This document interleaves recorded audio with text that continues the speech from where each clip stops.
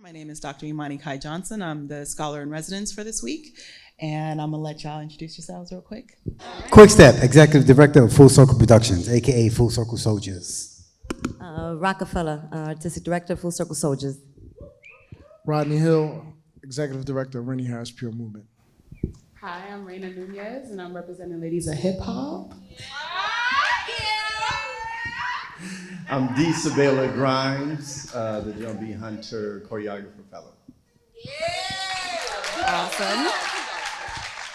So my first question, and something I feel like the audience might be into, is really talking about the art of storytelling and the different approaches or concerns with y'all's production, what you wanted to kind of center. With Rennie, this is a show the company has done before, so what changes as the dancers change? And for Ladies of Hip Hop and with Sabela, you're both working, with and through Butler, Octavia Butler's work, and you're performing it. So talk to me about storytelling. Wow, working with Sabela was truly a journey. I think we're still on that journey, which kind of represents the process that it's like this never-ending process. My experience as a dancer, I freestyle and then I learn choreo. I exist in both those worlds, and to surrender my body and my creativity to this story and these beings that we are being was quite a journey and a process. But it is really beautiful, and I think tapping into another dimension is necessary. So. I would say, just to continue on that, working with Ladies of Hip Hop, the privilege of that is how do we connect Black womanhood, Black girlhood, and the dimensionality of the worlds that Black women and girls inhabit, create, destroy, create again. And so connecting that to Octavia E. Butler's masterful sort of storytelling. And for those of you all that don't know, this parable series is built off a parable series that Octavia E. Butler wrote. And so I'll just give you a real quick glimpse. She wrote Parable of the Sower in 1994, I believe, but sometime in the 90s. The lead character writes this sort of doctrine called Earthseed.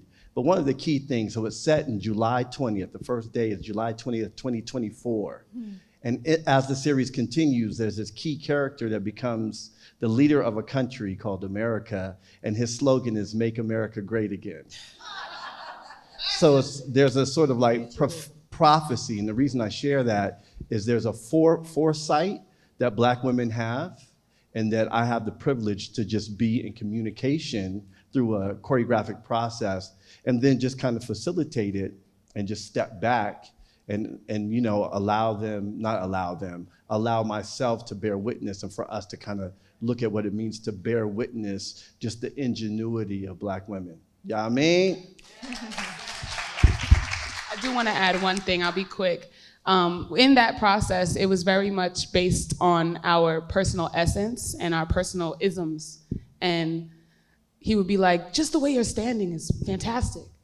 And we're just like, and I think that journey of just looking at ourselves as good enough, beautiful enough, dancing enough, or being present enough as Black women was very important to, not have to give you what you think is hip hop to give you hip hop. So, yes.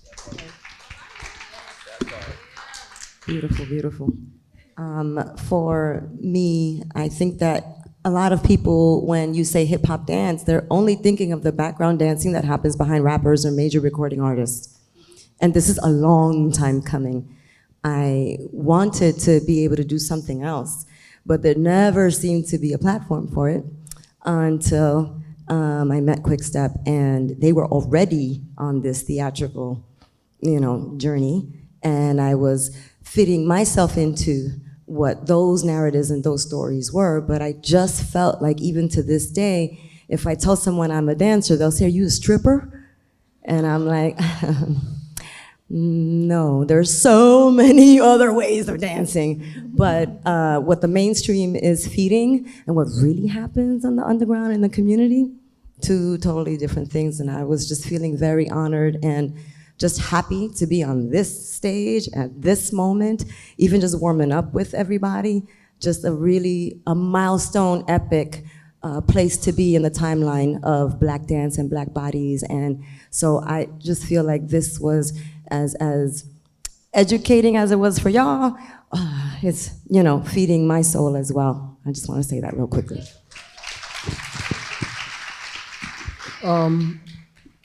Nothing but a word. This is like the version we did here is it's like a watered down, edited version because it had to be like 30 minutes. We tried, so it ended up being 38 minutes. This is a new work, and the reason why it's a new work because it every state we go to is different. So what you see here, you won't see it in the next place we go, which leads to the point of the reason why Rennie made Nothing But a Word. It's like, okay, I see what you doing over there. You ain't saying nothing, but just sit back and watch what I do. So with the music that you hear, no, it's not hip hop music, but the dancers are just adapting to their environment. They are adapting to the proscenium stage. And that's what we've been doing as hip hop dancers and movers since the beginning. Anywhere if you put on Marvin Gaye, Let's Get It On, I'm gonna show you what I can do. I'm not gonna say much, but I'm gonna start moving to that.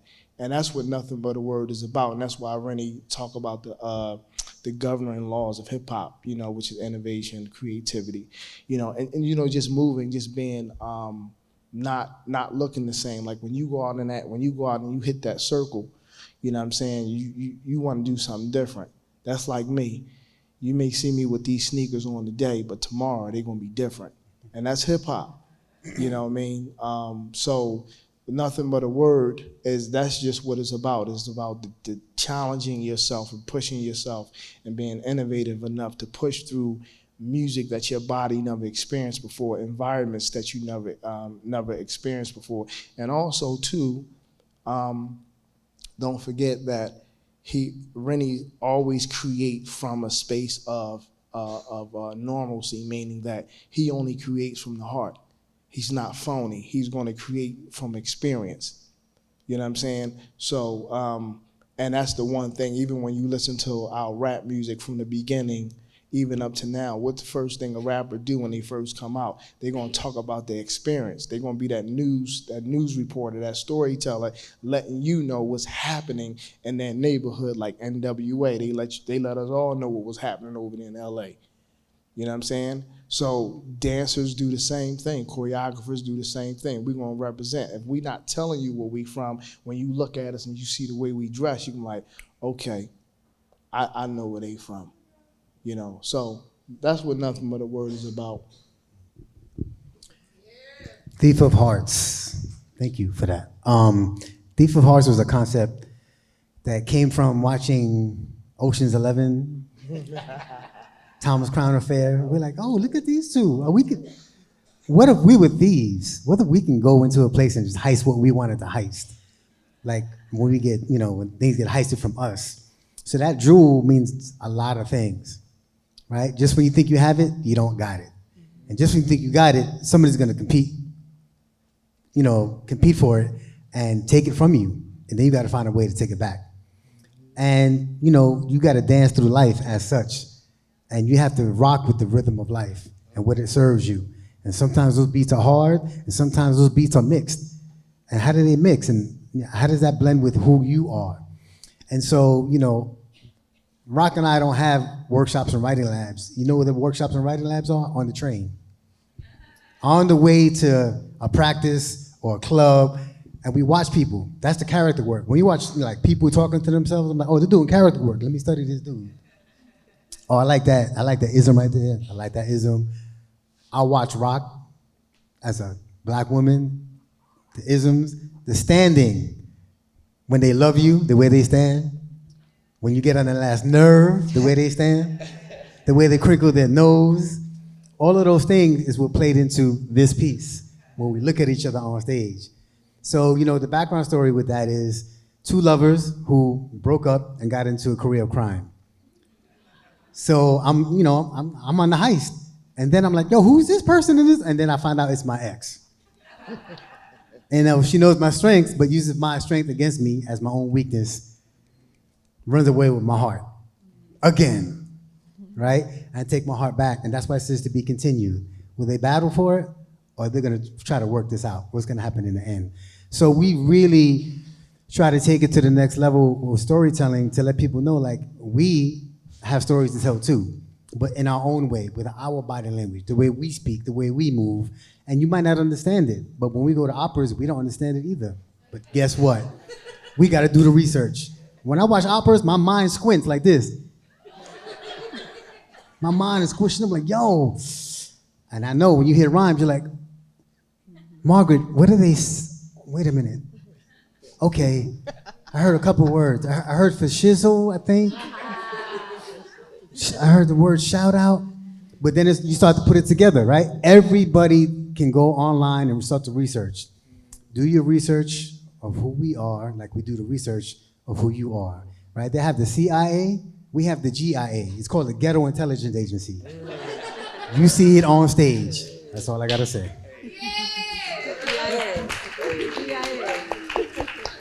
So I love it. There's room for all kinds of stories to be told. Now, so what happens then in translating hip hop to the proscenium stage? What are the differences, the adaptations? And then what could, should, and needs to change in spaces like this to adapt to hip hop? A lot needs to change. I think that when I first met Quick and I was all excited about being in a theater, this is what, 94? Y'all already doing it since like whatever, but I was so excited. I was like, oh my God, from here to Broadway. No, the doors do not open like that. There's a sense that we don't know what we're doing and that we didn't go to school and that we're just gonna ruin things. And that's tough because as a young person, I was coming in so excited, willing to do and give everything. And having so many people say no to me just felt like, well, wow, we're always open armed to you up in the hood. Come, hang out, come eat with us, come chill with us. Yeah, here, have my shirt. Oh, we wear our hat this way, wear it this way. And yet it doesn't seem to reciprocate. So I think that there has to be a little bit more willingness to trust our method, our process, and the way we trust you all. I didn't know how to write a tech writer when I first came into this. Someone had to teach me, and I had to be open to learning it. And sending it, and any and every time somebody asked me, having to get workers' comp, I didn't know what that was, and running a dance company, didn't know. I just wanted to be the best dancer in the world. That's all I wanted to know. But I was so open to learning how the system is and what I need. Resume, headshot, who knew that? Jumping around in front of the stoop, nobody knew that. But as you go downtown and you go to these auditions, no, unless you have your resume stapled to the back of your 8x10. And I was like, what's an 8x10? Anybody know what an 8x10 is? Now I know. Now we don't need them. We don't need them now. It's all digital. I'm just saying, though, that I think that there has to be an openness and a willingness to meet us halfway, and beautiful work can happen. Sadly, a lot of our creatives have now left the field. They're working for FedEx or whatever, and they're not here. Some of them have passed away to add to the pot. And so I just wanted to say that.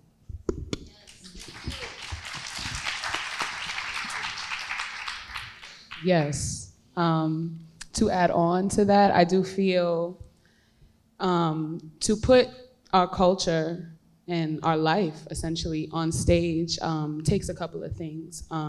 The integrity of it cannot be sacrificed. We are not performing for you all, unfortunately. Thank you for your ticket, but the idea is that we're putting something that is from real life on stage, and it doesn't involve an audience. It involves everybody on the stage. So a lot of the times we don't really look out into the audience because it's not meant for this external reason. It's very internal to whoever's on stage. And I like that. I love that for me and us. I think there's just a layer of performative, if I need to look out and third balcony it up, you know? And that's not what we do. Me personally, I love a dark corner in a club. So how can I bring that to the stage? I need to be tapped in. I need to be with my sisters. I need to be, you know, in my body. And yeah, to talk about what needs to change, many things. I do feel that being open to our process is one of the major things, because I don't think that it's to be understood, it's only to be experienced, not to be explained, just experienced. I also feel like, you know, just giving us the opportunity to be creative instead of just going off, which I love going off, but I'm realizing even in this residency together with Sabela that that's not what we need to do every day, every time, you know? That's really for us. So more space to be creative and expand upon our ideas and, you know, live in our artistic truth. Mm-hmm. Yeah.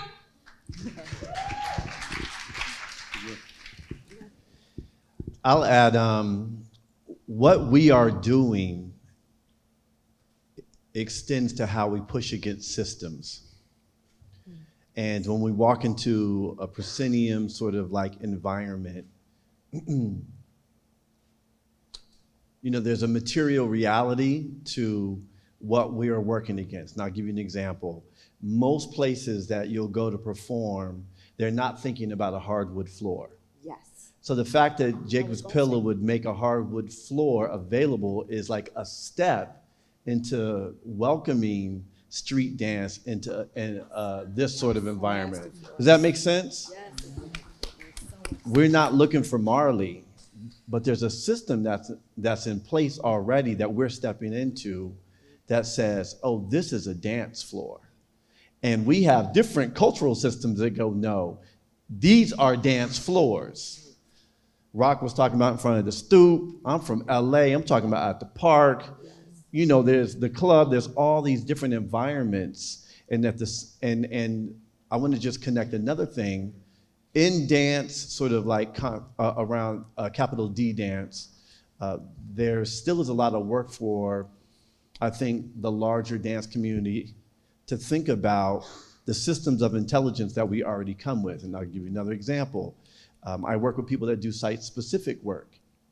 You guys familiar with site-specific work? So it's outside of the proscenium. And I know you're talking about this, but we know how to walk in a variety of different contexts and dance and be very site responsive, right? So there's an ingenuity in that, so that when we come into this place or when we go out there or by Jacob's Pillow Rock, we can imagine that we have the facility to imagine what's possible in that space. And when we come in here, we can imagine what's possible, and it may be something that no one else has thought about coming from the cultural systems that they're a part of.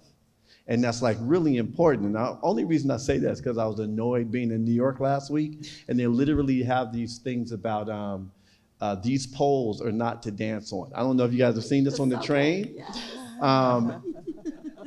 And so my last note is something about hip hop, and this is something that my partner and I, who we work on the visuals, who did all the visuals in our piece, Yes, Mina. we really lean into, Mina Murugayson, shout out. I'm not saying this is for other people, but we're gonna continue to demonstrate what it means to be a part of hip hop culture, like the ingenuity of it, and to really practice we are masters of misuse. You wouldn't have two turntables and a whole industry around that if some kids weren't misusing their parents. You know, you guys remember record players? Yes. Right, we are masters of misuse. We are improvisers that are layered, like dimensionally improvised. Yes. And so I'm trying to think of, this is my last note, I'm gonna shut up. No, it's good. I'm still dreaming what it means to literally come into the space and we have a lighting person that is so familiar with hip hop cultural sensibilities that we're gonna freestyle the lighting. Right? We're going to freestyle the sound. So we still have a long way to go in regards to just the practice of what it means. You know, it's easy to kind of just set it up and then just fall in line with the way dance is supposed to be presented. But there's still a lot of dreaming to happen. Yes? Yeah. If you really want to see theatrics, watch us freestyle. If you ever been to a club, there's a cipher in the middle, the people who've been drinking and having a good time. You want to see the real theatrics, you go to the dark corner in the club. Where she's at. And you watch people Where we at? going off, going in, and lifting spirits. Yes. It's amazing. That's what we bring to the stage when we are set up to be confined to 3 walls and then a 4th wall that we don't even pay attention to. Because the 4th wall is not a wall, it's a bridge to one another. Right? Because we're so busy nowadays liking each other on Instagram, we forget what love is in real time. So what you're witnessing is love in real time on stage with black people. Right? This is real. So when they say blacks and Puerto Ricans, that's like saying blacks and Trinidadians, Dominican, Jamaican. Right. It's an Afro-diasporic lineage. And we are 50 years young in this. 50 years from now, when she's 102, and I'm 105, and we'll be in the audience, I remember we used to do that, but they're still doing it. And Jacob's Pillow was brave to take the precedence and present it with a wooden floor. You started with Yeah. Rennie as a dancer. So for you transitioning to the stage, what was that experience? And Oh, what has changed since then? nothing has changed. It's still the same old thing. For me, just in terms of like me, physical dancer, dancing in the company, and from a street dancer, it was hard for me to get from, on this stage, hard for me to get from here to here. I would be out of breath by the time I get over there. And when I came in the company, Sabela is an alumni member of Rennie Harris Pure Movement. He was in the company. And I looked at them, I was like, these dudes, at first I was dogging y'all out, me and my homies. So I was like, these dudes is corny, right? I ain't seen them yet. See, they corny, they don't look like they can dance. So we came in, we learned the choreo on video, came in. When I say Sabela and them left, me and my cousin on stage, dogged us out, we had so much more respect because this is different from dancing on the street. You gotta learn about timing, you gotta learn about space. And y'all, and still are, superheroes. We would call them the superheroes. They was like Transformers. It was only 6 of them doing 3 shows. And at this time, when we were coming up Jacob's Pillow, it was more shows than that in one day. You know what I'm saying? So what changed for me was learning how to make timing and create space on the proscenium stage as a hip hop street dancer.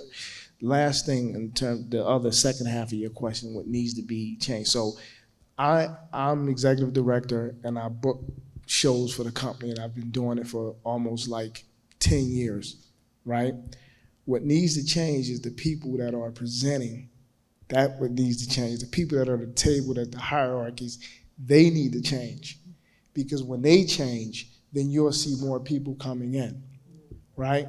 And I will say this, and I'm not saying this because I'm here at Jacob's Pillow, but I remember when I was coming in, Rennie had said, just give them what they want because they're allowing me to develop my work.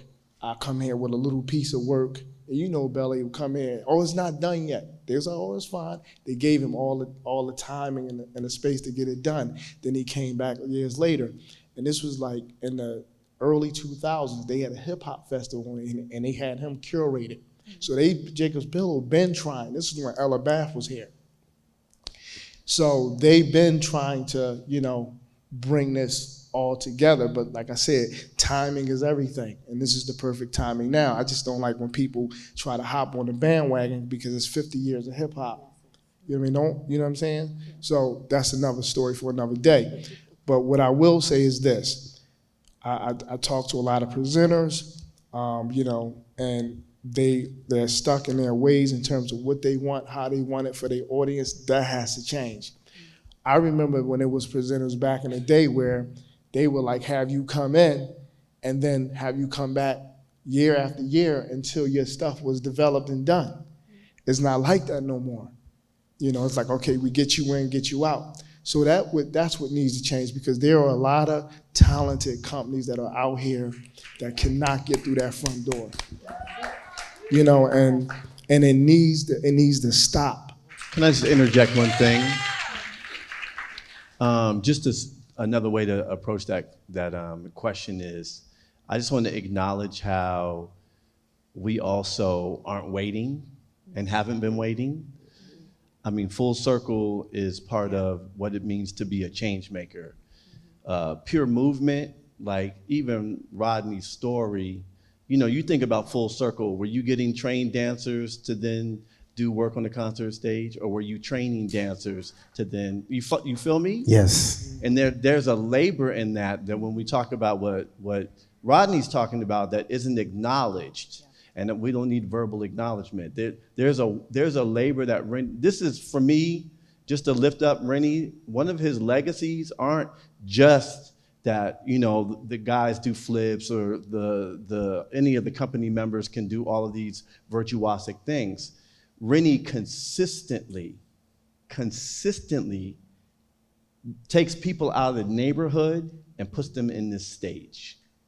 Over years, I'm one of them, where I got a chance to hone my craft because someone wasn't gatekeeping in the way that others were. You follow me? Yep. And the reason we are here in this sort of like collaboration, I just want to lift up Melanie George. Yes. Yes. This was a conversation that happened years ago when I met her and Jason, who's like head of production, not head of production, Jason's head of what? Jason Wells, what are you head of? But anyway, Jason and Melanie, I met years ago at the inception of this project. And as we continue to facilitate and cultivate a relationship, she created space for this weirdo to come in and create work. And Pam was like, okay, I'll trust you. You follow me? And that matters. And you know, and we activate that change, and then other people fall into the frequency. Yes? Yes. And I just got to say last thing. I really want to emphasize the Black love on this stage. Yesterday, when we first got here, we all warmed up on stage together. Yesterday, none of us warmed up on the stage. Just me and you, right? And I was like, the love is missing. I went right up to Rodney, right? I said, yo, make sure everybody's here tomorrow to warm up. We need to feel that energy with one another. What I'm leading to is, why is it that it always has to be one company? The one hip-hop company. It's amazing that there were 3 companies on the stage headlining together. You got 3 different flavors. When you go to Baskin-Robbins, you're not looking for like one flavor of ice cream. You're looking for like 21, right? And you want to smash them all on that cone. You got a chocolate ice cream cone with different flavors and sprinkles from the lightest to the darkest. That's Baskin-Robbins in the hood right there, right? So there should be more of that. Wouldn't you like to see more of that? Imagine this was touring, 3 companies together. That would be amazing. So, and my last thing I'll say is, when we come to your spaces, try to understand who we are, because we're always forced to study who you are and go by your rules. We have rules too. And instead of building walls, let's continue to build bridges. That's all I got to say. Thank you to our panelists. Thank you to the companies showcased today. Thank you for the audience for being here. Show some love.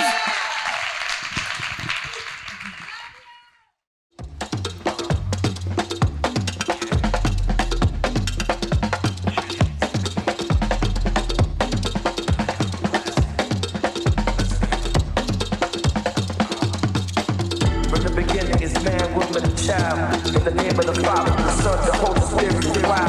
How? Do I begin to explain the Trinity in me? Split me in 3 from the old to the green and the E. The moon, sun, and stars also split me in 3. Makes it a little hard for me to commute in my own galaxy. Worship me like the throne of Isis. Egyptian of the word, ancient and timeless, priceless. When you're talking about serving the life